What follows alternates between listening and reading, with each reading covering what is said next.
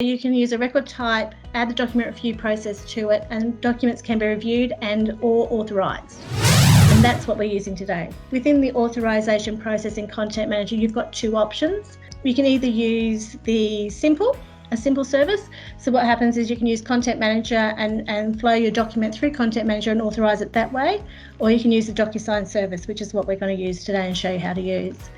So if you're going to set up a record, you're going to have your document review tab, and this is where it shows if you can review your documents or if you can authorise them or do both.